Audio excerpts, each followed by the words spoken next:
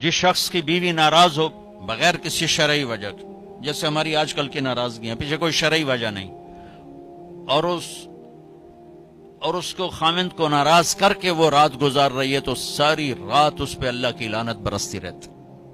Balance کیا دونوں کی، ہاں مرد کو زیادہ ذمہ دار ٹھہرا، اس میں کوئی شک نہیں، کیونکہ کسی کی بیٹی کو لے کے جانا کوئی چھوٹی ذمہ داری نہیں ہے، اور شریف زادیوں کی جہاں ڈولی اترتی وہیں سے ان کے جنازے اٹھتے ہیں، گھٹ گھٹ کے مر جانا ان کی سرشت میں ہوتا ہے۔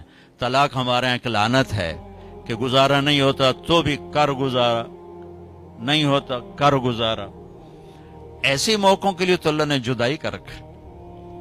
میں اپنے گاؤں میں تھا، ایک بچی رات کو دیہات، رات کو چھوٹا بچہ لے کر وحشت زدہ، ارے کہاں سے آئی ہو؟ کہا جی میں فلاں جگہ، میں نام لیں فلاں جگہ سے آئی ہوں۔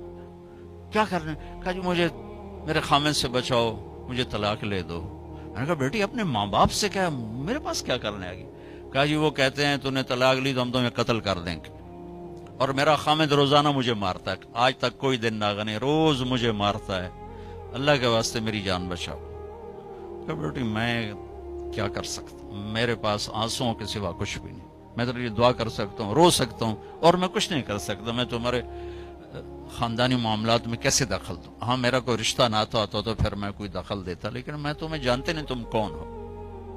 البتہ میں نے اس نے کہا چلو میرے کسی بھائی سے بات کہا، میں نے اس کے بھائی سے تھوڑی سی بات کی، بھائی اپنی بہن کا خیال کرو، آگے میں نے کچھ نہیں کہا۔ یہ میرے معاشرے کے سلگتے ہوئے مسائل ہیں، یہ دکھتی ہوئی رگیں ہیں، یہ بھڑکتی ہوئی آگ ہے جس نے در و دیوار کو خس و خاشاک بنا دیا ہے کہ ہم زبان کا بولنا جانتے، کاروباری ڈیلنگ جانتے ہیں، بیوی سے کیسے بولنا ہے، بیٹے سے کیسے بولنا ہے۔